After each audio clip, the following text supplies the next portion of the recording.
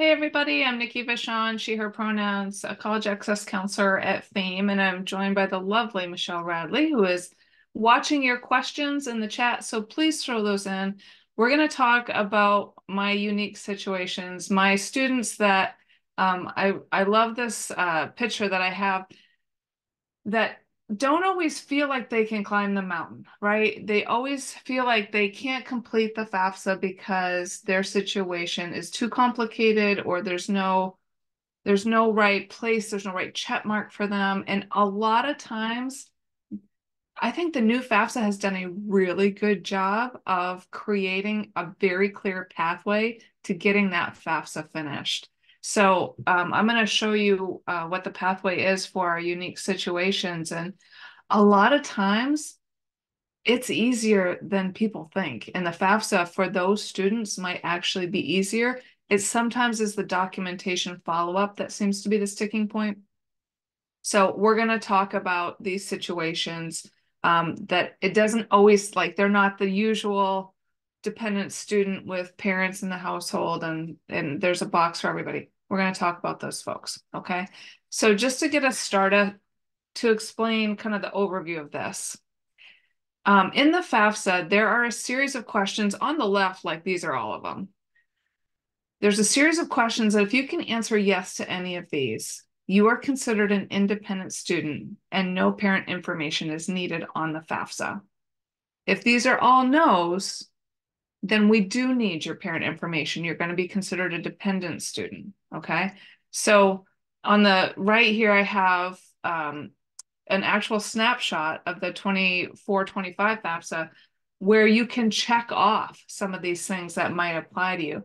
Just keep in mind that some of these situations that you're in, you check them off, great. Now we don't need any parent information, but you do have to have follow-up. Like sometimes the school will ask for more information. Like if you are under age 24 and you say that you are a veteran, that might be that you answered that incorrectly. So sometimes the schools will ask for like a DD 214, or if they say they're emancipated minor. Students don't necessarily always know what that means. So the financial aid office may ask for a documentation from the court. I find that a lot of my students who are in those situations or like a ward of the court, they don't necessarily travel with a filing cabinet, right? Keeping people paperwork is not always super easy. Sometimes they're going from place to place. So just so you know, you can go to a court and ask for a copy of your documents. So that is available. Sometimes that takes some time. So if you are working with some of these students, I would like ahead of time, like right now, have them, if they don't have that documentation, go to the court because it may not be immediate that you get that. It might take some time for them to research and get your documents, and sometimes they have to mail it to you. So be on the lookout for that. So let's just say you don't meet one of these qualifications and you get down to the bottom of the list and they're like, okay, I don't fit into any of these situations. I'm not a veteran. I don't have any children. Not an orphan, ward of the court, foster care, emancipated, or in legal guardianship. None of these apply. We move on to the next question. And this is how I'm going to show you that I think the new FAFSA really helps describe these situations really well. Next question. At any time on or after July 1st, 2023, was the student unaccompanied and either homeless or self-supporting and at risk of homelessness? So I underlined these words. This is a question where words are important. So we got a time frame here. So it's at any time after July of last year. Was the student unaccompanied, homeless, self-support, unaccompanied, meaning not with a parent. So someone could be actually homeless in a shelter with their parent. Um, that's not unaccompanied. So if they can't answer yes to that question, they could still be a dependent student. And it's probably fine. The student's going to add parent information. They're going to qualify for maximum aid anyway, most likely. So just keep in mind, that's what we mean by unaccompanied, not with the parent. So was the student unaccompanied and either homeless or self-supporting and at risk of being homeless?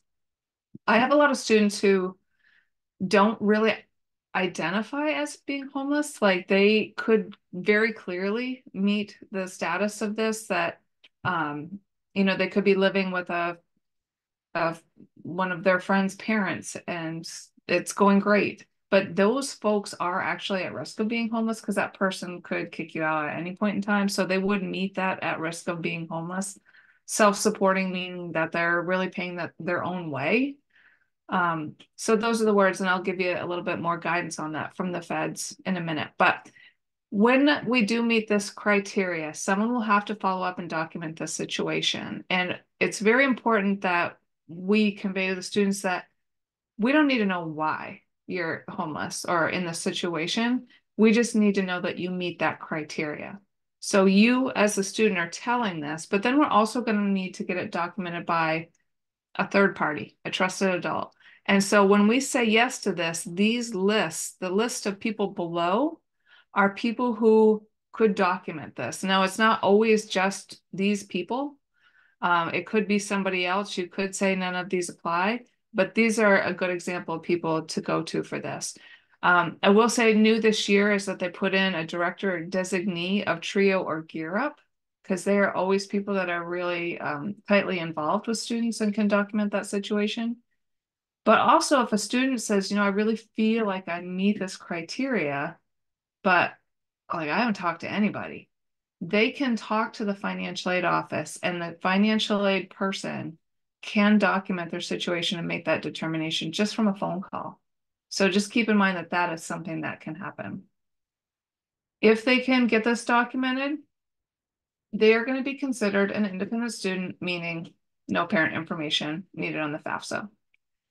So what I really like this year is that they've been taking students who meet these criteria and they're calling them provisionally independent. That's a new term for this year. And what that means is they're going to proceed through the FAFSA, no parent information needed, but when they submit, their SAI is going to be calculated. That end result of the FAFSA, they're going to get a valid FAFSA. They're going to get an end result. In the past, these folks wouldn't have an EFC. That's what we called it last year. So we in the financial aid office would have to get documentation from the student before we could look at aid programs for them. And so let me just give you a little peek behind the curtain. When I worked in a financial aid office, I had a bunch of like endowed scholarships that were first come, first serve. And by the time I got the correct documentation from the student, a lot of those funds had dried up. So this provisionally independent that's important. That's a big deal. I really like that. This is here to let folks know that when they do meet that qualifications, they've got to follow up with some documentation. Okay. So just keep in mind that this status is here. And new this year is that if the school approves this and says, yep, they do meet the qualifications, we're good to go, this status will carry forward from year to year.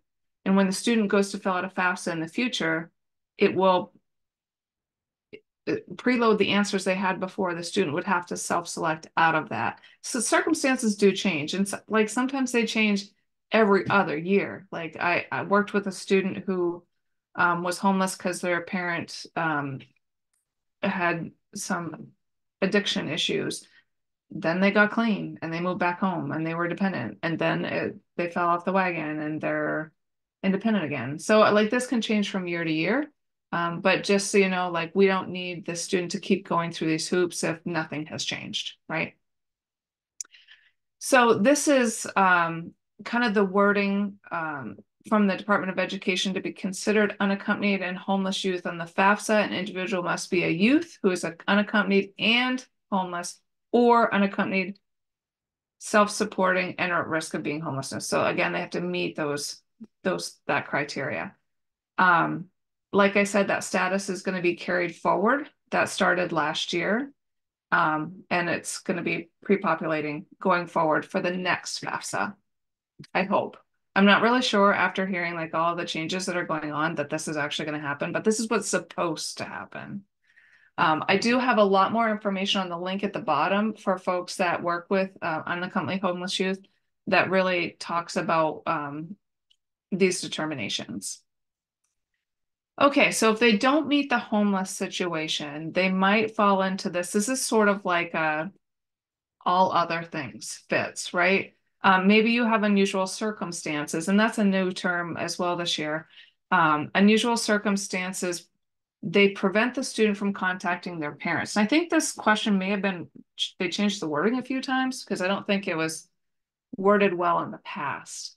But they give circumstances in which the college can look and say, okay, no parent information should be needed. Like if you left home due to an abusive or threatening environment, if you have been estranged, you've been abandoned, you are a refugee or asylee status, you're a victim of human trafficking, you're incarcerated, or your parents are incarcerated, or otherwise unable to locate your parents. And this isn't that I just don't know where they are today. This means that they might be deployed and maybe we can't contact them, right? So, do you fit into any of these circumstances? Again, if we say yes, we're going to have to follow up with documentation, but they're going to be provisionally independent again. They can finish without parent information.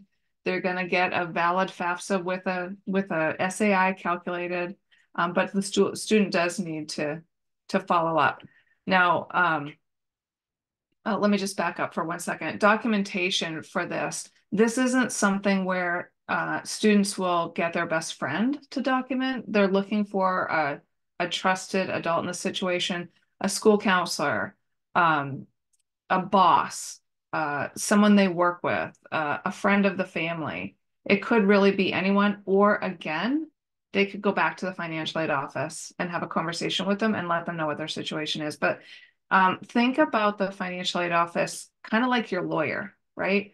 The financial aid office gets audited every year. People come and pick through our files and make sure we did everything correctly. We followed it to the letter of the law.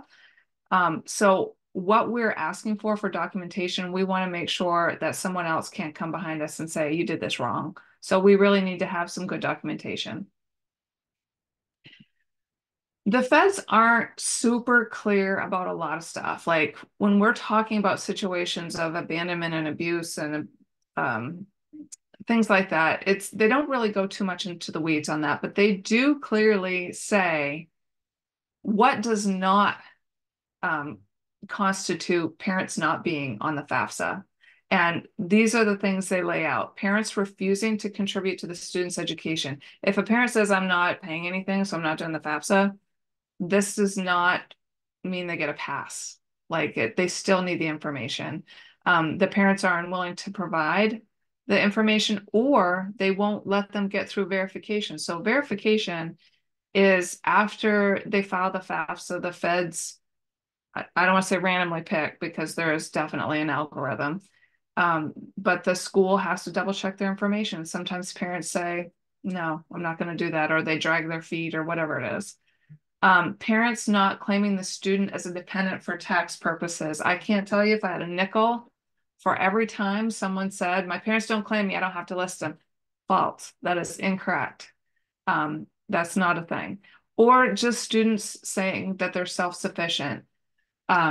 True confessions, when I was in college, I was self-sufficient and living on my own. My parents were helping me, but I marched in the financial aid office and said, I'm doing this on my own. Like, I don't need to list my parents. And they corrected me very kindly, I will add. But these situations, the feds are very clear about. This does not make someone independent, right? We still need to get parent information. I'm going to back up for 1 more second. I just have so much to say about this. A lot of times parents might think that if I give my information that I have to pay, and that is not the case. I think a lot of times that them refusing to contribute is just them misunderstanding what giving that information is. And I'm very happy to talk to people and explain to them how this process works. All this is doing is making your kid eligible for aid. That's it. Also, there is a situation where parents are not filing taxes, and they may not have to. I think some people say that they're not going to file taxes just because they don't want to do it, and that's fine. I mean, fine for me, but the IRS may feel differently.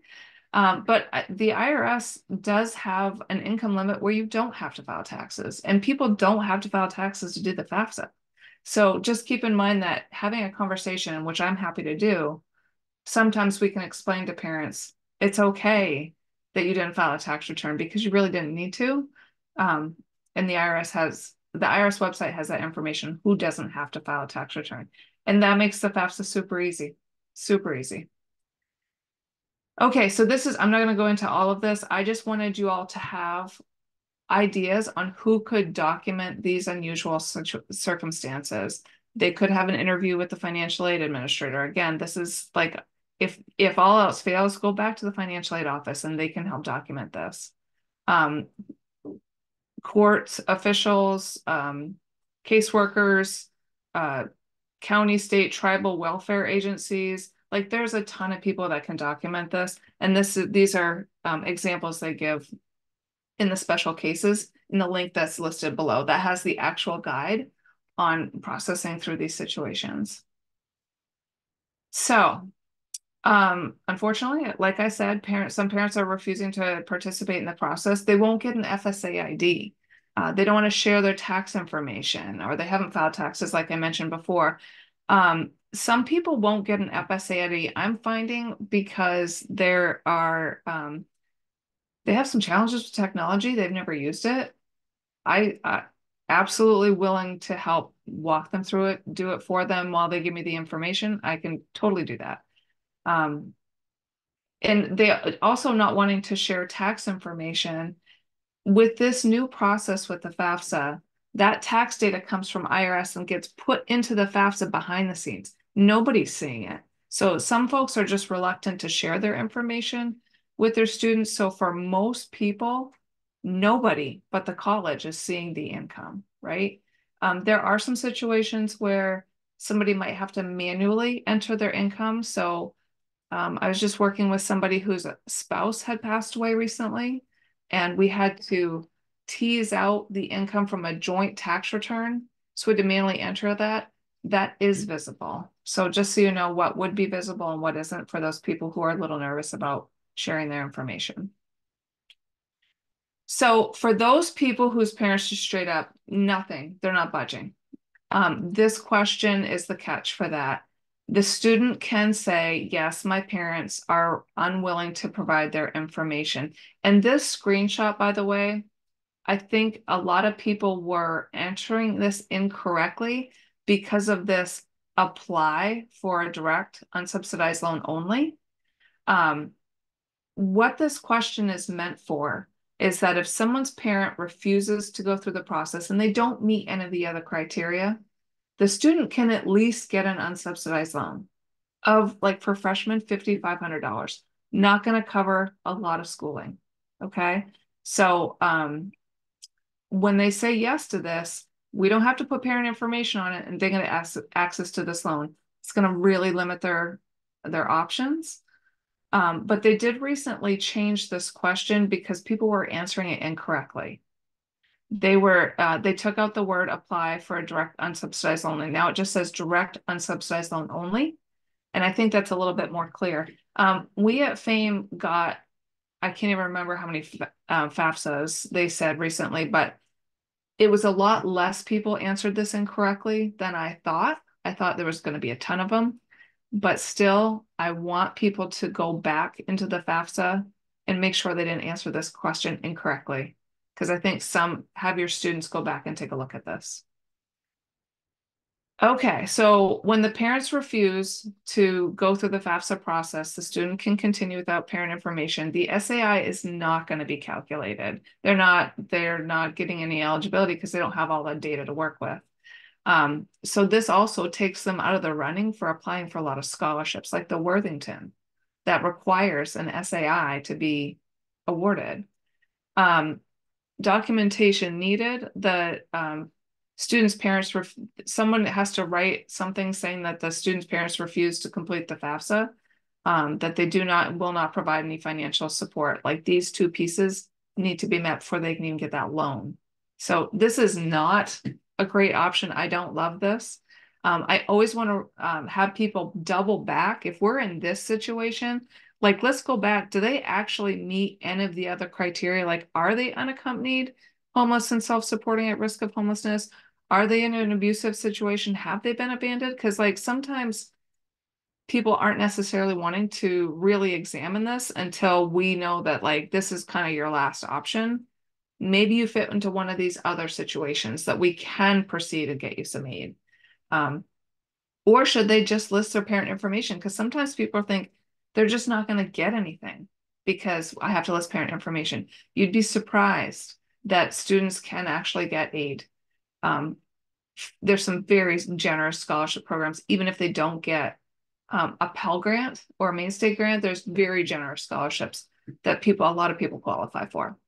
And I also would like to say that if we can't get that FAFSA process because the parent refuses, the free community college program still does apply to them. Now, as you all know, free community college, we got to get that FAFSA done.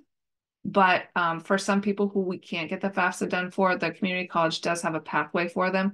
We just have to contact that college and work through their process. All right. And like I said, I really want to make sure people go back and make sure they answered that question correctly.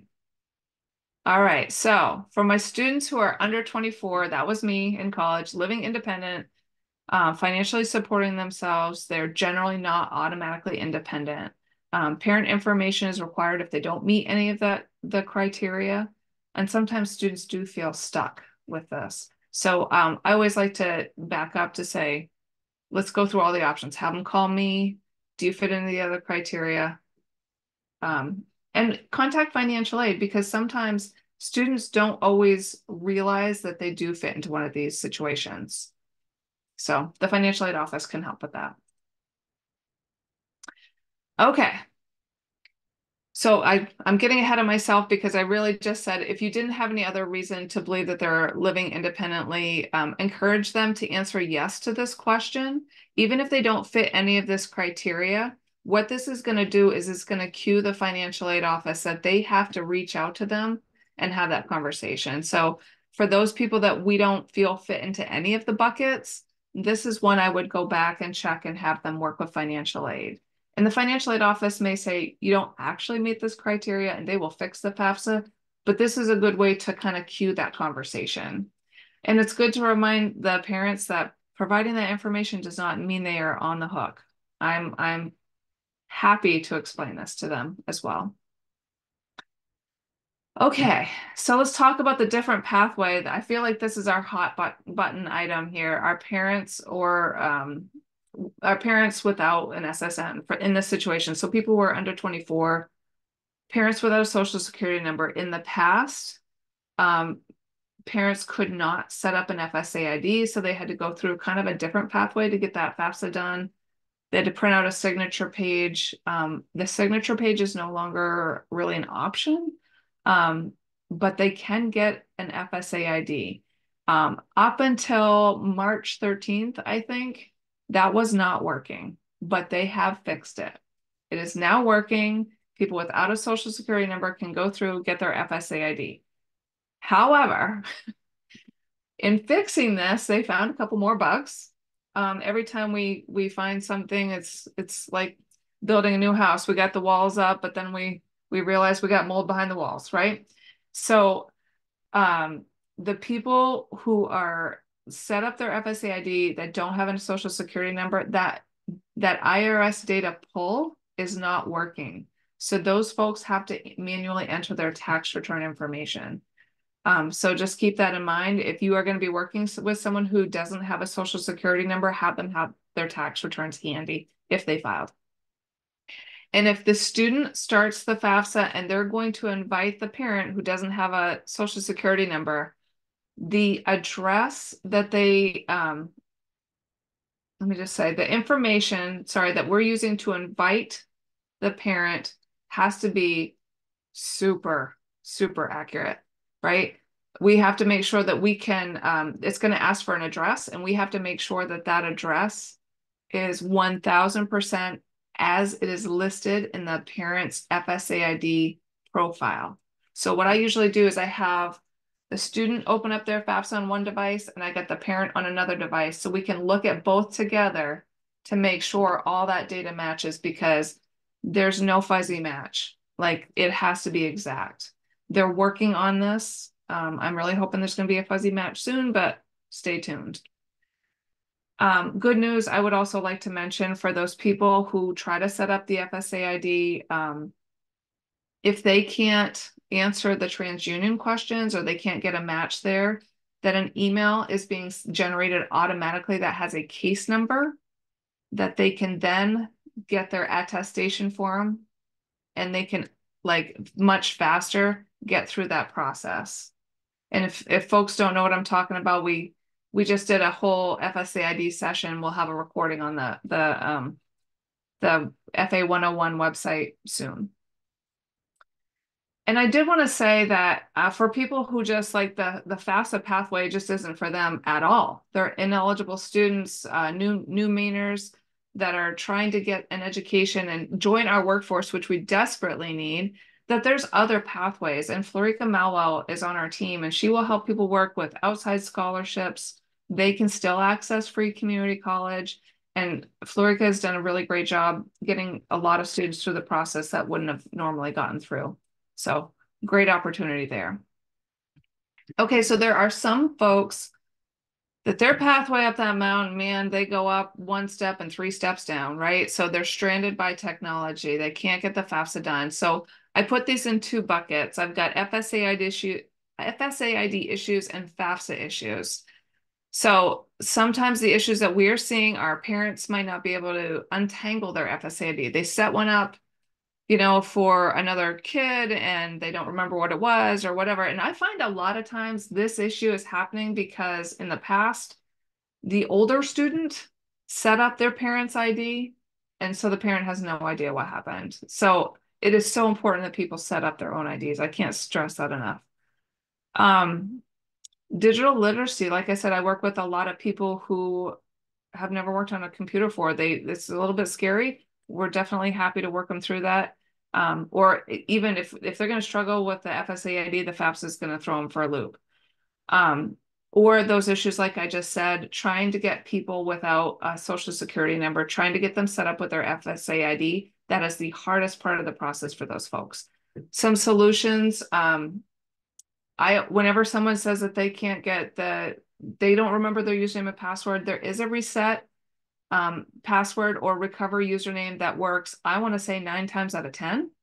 But there is a new thing where people can say, recover my account with my ID, where they can get texted a link, take a picture of their ID. And when this works, so far for me, it's 50-50. When it works, you can immediately use that username and password. For me, I tried it for myself and I locked myself out. So there's that. Or you can make an appointment with us. We have a calendar system. When nothing else is working with FSAID, I tell people to call the FSAID hotline. I got the number here.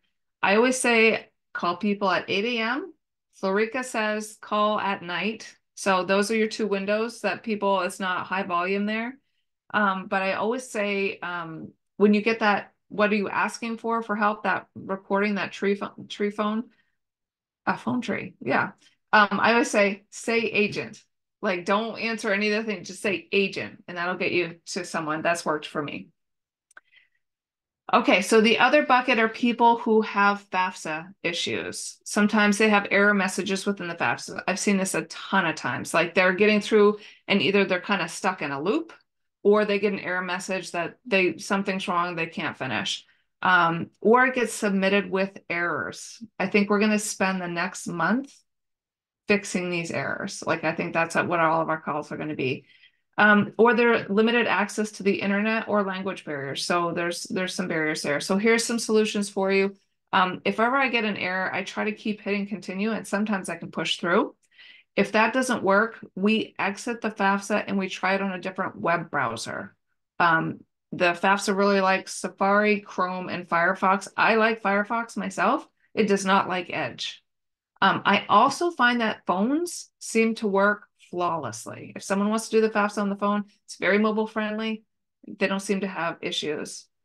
When none of this is working, there is the option. There's an edit FAFSA form where you can delete the FAFSA and start over. And I've had to do this for a few times when it's completely just messed up. Let's delete and start all over again. So in the next couple weeks, fingers crossed, we're going to be able to get in and make corrections, guys. Okay. I want everybody who filed a FAFSA, how many do we have them? Like 7,000. I want all of those mean kids to go back, everybody, to go back in and look at their FAFSA to see if any corrections need to be made, especially to that family size. Like we know that the family size is not picking up siblings. So I want people to go back in, make sure their family size is correct, because number of people in your household, that's a big deal on the FAFSA, right? Call us. We have in person, we have Zoom help. We're going to try and find you and help you any way we can. If you go to famemaine.com/contact, you can choose a free financial aid coaching session and it will pick any one of us on the team. It'll find some free time in our calendar and you can schedule an appointment with us. Feel free to share that. It's been a great system, I think, that we've got set up so far. Michelle and I did a session earlier today on FSA ID creation and troubleshooting. We're going to have that recording up on the website by next week. So if you guys want to check that out, that'll be there. But also the Wednesday webinar that Mila just did was really good. And that is on our YouTube channel. So the next steps in the FAFSA process, that's on our YouTube channel. Okay, I feel like I did that super fast. Any questions? Any hot ticket items you want to share? Any special situations you have questions about? Feel free to unmute yourself. You can throw it in the chat. I'm going to take some tea.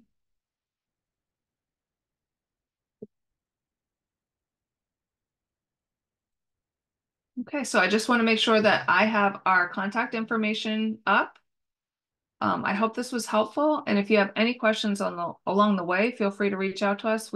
These are my people I want to make sure really, I think they really warrant one-on-one attention, and I'm happy to work with them for that. Nikki, Yeah. this is Rachel. I do have a question, and I'm pretty sure that Ruth Ann has been working with you too for this particular case. Okay. But we have a student who is in foster care, had a name change, and did get his Social Security updated. It's supposed He went in and did the things that he needed to do, he thought, on the FAFSA. However, it was not updated yet as of Wednesday. And the concern is, does he have to have everything submitted still by April 1st in order for him to get the most financial aid monies where he is a foster student? So much there. Yes. Okay. Sounds he's doing the foster care tuition waiver program. Yes, that's what he wants to be eligible for. Okay. So one of the things you could do is change the name within the FSA ID. Mm-hmm. Save it, give it a couple days, go back in and see if it's matched, maybe on the old name, Mm-hmm. get it submitted. And then once we have a valid FAFSA, we can use that to apply for the programs. And then later on, we can go back in and change the name. I feel Okay. like what's happening is a timing issue. Yep. Because when you set up that FSA ID, that record goes to Social Security to check to see what it is that day. And maybe like it was right at the same time that that name change happened. So Mm-hmm. maybe they didn't update their records before he filled out the FSA ID. Okay. All right. I'm not sure either, and I know that his school counselor has been working with him closely. And I tried to help him on Wednesday after she thought they had done all the things, and he still was getting that yellow message saying, you have not been verified. So I'll we still have well, what's today? Holy, yeah, we're okay. It's that, Yeah, yeah. we're gonna be okay. I think we'll catch him next week, and hopefully this will resolve itself. But you're saying, not to keep everybody else, but you're saying we could go in and change his name back to what it was previously, like what his Yeah, I don't know. His old name, Yeah, should we put his old name in there again? I would try it. Because keep Okay. in mind, you can update that profile at any time, over Okay. and over again. I would try that and see if it Okay. works. Okay. Great. I will let Ruth Ann know that too. And he should be back to this student should be back to her school by now, and maybe they can try that this afternoon. Yeah. I think also keep in mind, like, if that doesn't work, I'm just worried that that student's going to be in a, like, they're going to change it to the old name and now Social Security has a new name. So every time you'd make a change, that Mm-hmm. prompts that record to go to federal student, to Social Security. Mm-hmm. You can change the name, save it, see if that works, and if not, change it back to the new name. Okay. All right. All righty. I'll let her know. Thank you so much for Yeah, answering that very specific question. I love it. I love it. We got more time if folks have any questions.